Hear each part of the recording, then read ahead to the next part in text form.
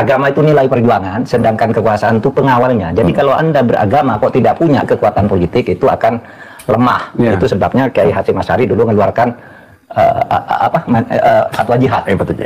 Nah, oleh karena itu ketika kita betul-betul beragama, harus betul-betul kita persembahkan kepada Allah. Bukan kepentingan sesaat, kepentingan apalagi kepentingan ego, kepentingan pribadi, apalagi barang siapa yang menggunakan agama untuk kepentingan selain agama, itu berarti orang yang paling zalim. Jadi memang Arab punya karakter seperti itu. Arab itu apa? Labil, mudah berubah. Ya Arab, Muhammadun, Muhammadan, Muhammadin. Sebenarnya Arab kan, jadi berubah, bergerak, labil. Begitu ya. Kita masuk dulu ke situasi Lebaran ini, ya. Apa yang dalam catatan Kiai Said makna Lebaran itu, kalau lihat makna Lebaran itu kekinian seperti apa? Lebaran haji. Bismillahirrahmanirrahim. Idul Adha atau Hari Raya Korban merupakan simbol pengorbanan manusia dengan tulus ikhlas siap menerima perintah Allah. Yaitu Nabi Ibrahim diperintah mengorbankan putranya yang masih usia sekitar 12, sedang ganteng-gantengnya lah, sedang bagus-bagusnya, Ismail ya? Iya, Ismail, agar disembelih. Dan itu melalui mimpi. Karena mimpi itu ketika orang tidur semuanya kan tidak berfungsi, sarafnya atau egonya semua berhenti. Jadi betul-betul mimpi itu membawa kebenaran. Mimpinya orang soleh ya, maka mimpinya itu membawa kebenaran. Nah, Nabi Ibrahim siap menjalankan perintah itu, Nabi Ismail juga siap menerima itu. Itu merupakan simbol pengorbanan sangat luar biasa, walaupun akhirnya diganti dengan kambing dibas. Itu artinya apa? Artinya agama bukan hanya membangun kesalehan individual, tapi juga agama mendorong membangun kesalehan sosial. Yaitu ketika kita potong korban, masyarakat yang jarang makan daging, bahkan ada yang tidak pernah makan daging, hari itu hendaknya semuanya bisa menikmati. Pak Mahfud, ada cerita khusus tentang Lebaran Haji tahun ini? Ya sama lah, itu pengabdian total dari seorang hamba itu harus siap melakukan apa saja yang diyakini itu sebagai perintah Allah. Segi lain bisa dikatakan begini, bahwa kalau orang itu ingin baik, secara simbolik itu harus berani menerima tantangan, ujian. Itu kalau kisah Nabi Ibrahim nyembelih Ismail itu kan sepertinya ujian aja kan, kamu harus sembelih tapi begitu mau sembelih nggak jadi. Nanti akan diuji dalam hidup. Allah itu tidak mungkin nyuruh nyembelih manusia ke manusia, tapi coba diuji. Kamu kalau Allah perintahkan kamu enggak, pasti dilakukan. Dan oleh sebab itu kalau manusia ingin sukses ya harus siap menghadapi ujian. Tidak bisa manusia sukses itu enak-enak, karena sukses itu tidak bisa dicapai secara kebetulan, tapi harus diusahakan. Ya bayangkan seperti kayak Akil Sirot gitu ya, sampai belajar gitu tengah hafal, sampai saya melihatnya sejarah apapun namanya ya, menjadi kamus beliau ini sangat alim. Dan itu ya itu perjuangan, melalui perjuangan yang berat, bukan enak-enak gitu lalu jadi kan gitu. Nah itu aja. Saya ingin memotret suasana di media sosial ya, tentang Lebaran Haji. Yang agak ramai tentang misalnya yang tadi Kiai sebutkan itu ada kurban dan segala macam, masyarakat mendapatkan dagingnya. Ada lalu bicara siapa sih yang berhak mendapatkan? Apakah itu misalnya layak diberikan kepada orang-orang yang di pelosok yang sangat miskin, atau bahkan misalnya daging itu bisa bahkan dikirim ke Gaza, ke Palestina sana untuk umat Islam yang menikmati, atau umat manapun bisa menikmati? Saya kira kalau di sebelah kanan kiri kita masih banyak orang yang butuhkan, itu layak mereka makan palingnya. Justru itu yang utama. Jadi ada gridnya itu, pertama yang masih family. Tahapan-tahapannya ya. Miskin yang masih ada hubungan family. Setelah itu yang miskin tetangga yang dekat terus sampai ketika masih ada kemungkinan masih ada berlebih, baru kita kirim ke Gaza atau kemana lah ya. Jadi tujuannya memang memberikan supaya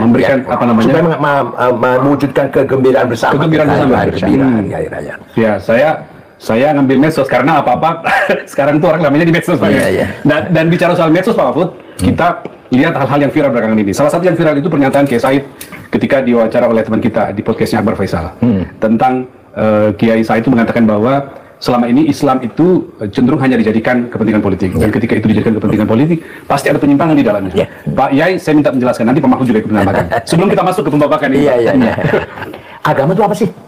Agama sebuah cara, metode untuk membangun hubungan yang baik antara makhluk dan yang Allah Tuhan yang menciptakan makhluk itu. Sama sekali jauh dari kepentingan politik. yang membedakan satu sama lain, atau ada menang ada kalah, ada di atas ada di bawah, nggak ada itu, nggak ada. Semua manusia ciptaan Allah. Semua merupakan manifestasi dari wujud yang mutlak bagi Allah dengan asma husnanya, dengan asmanya 99 itu. Bakal lahirlah makhluk yang bermacam-macam ini. Jadi makhluk yang banyak ini merupakan manifestasi dari asmanya Allah, nama Allah yang gitu. Nah, oleh karena itu ketika kita betul-betul beragama, harus betul-betul kita persembahkan kepada Allah. Bukan kepentingan sesaat, kepentingan apalagi kepentingan ego, kepentingan pribadi, apalagi barang siapa yang menggunakan agama untuk kepentingan selain agama, itu berarti orang yang paling zalim. Wa man adlamu man iftara 'ala Allahi al-kadhiba wa huda 'ila al-islam. Wallahu la yahdil qawmal zalimin. Wallahu la yahdil qawmal zalimin. Barang siapa mengatasnamakan agama padahal bukan, dia termasuk wa man adlam. Tidak ada paling zalim lebih dari itu. Makanya berhadapan Israel kita selalu kalah, nggak pernah menang, ya, karena jauh dari niat yang tulus. Berhadapan di mengatasi domestik internal, keadaan dalam negeri masing-masing negara Islam juga banyak kegagalan, tidak stabil, tidak aman di negara-negara Islam ini. Itu karena semuanya hanya agama menjadikan simbol. Jadi kecenderungan di dunia global seperti itu ya. Keadaan di Timur Tengah misalkan. Sekarang budaya sangat semrawut, yang sangat mudah sekali saling membunuh, mudah sekali perang saudara yang sulit diselesaikan. Tapi itu agama. Mereka teologinya kuat. Allah, kalau dikatakan bukan Islam marah dia. Kalau dikatakan kamu Yahudi atau kamu Kristen marah dia. Tapi budayanya, perilakunya, kenyataannya jauh dari itu semuanya. Seperti apa Saddam Hussein mewariskan konflik di Irak sampai sekarang. Seperti apa Hafid Assad mewariskan konflik sampai sekarang. Begitu pula Somali, begitu pula Libya Gaddafi.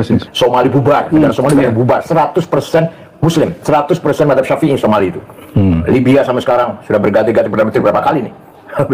Belum stabil. Jadi itu konteks pernyataan Kiai di wawancara itu ya? Iya. Jadi memang Arab punya karakter seperti itu. Arab itu apa? Labil, mudah berubah. Ya, Arab. Muhammadun, Muhammadan, Muhammadin. Sebenarnya Arab kan, jadi berubah, bergerak labil. Begitu ya. Namidan. Pak Mahfud lihat kecenderungan yang sama, Pak? Iya, jadi yang disampaikan Kiai Akil itu fakta. Umat Islam dari waktu ke waktu menggunakan agama itu sebagai alat ambisi kekuasaan. Dan di Indonesia sekarang seperti jual beli pendukung ya, mengatasnamakan umat, dapat ini, dapat itu. Sehingga pada akhirnya politik itu menjadi ternoda. Padahal ya agama mengajarkan keseluruhan cara hidup manusia termasuk politik itu kan harus dilakukan dengan baik. Itu sebabnya dulu Al-Ghazali itu kan mengatakan gitu, ad-din wa sultan tau'aman ya.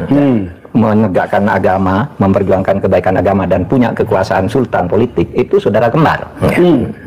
Apa? Ad-dinu usun atau aslun wa sultan harisun.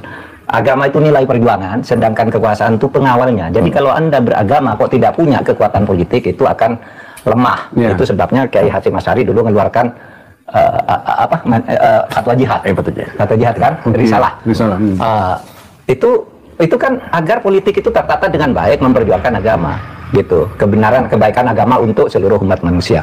Nah, maka relevan sekarang yang dikatakan oleh Kiai Akil, kita ini sekarang banyak orang mengatasnamakan agama lalu mengaku-ngaku punya pendukung umat yang banyak, lalu kemudian menjual idealisme. Saya mau teruskan, Pak. Bukan menegakkan kebenaran. Dan itu bukan hanya di Islam. Bukan jadi Islam. Tidak hanya di Islam.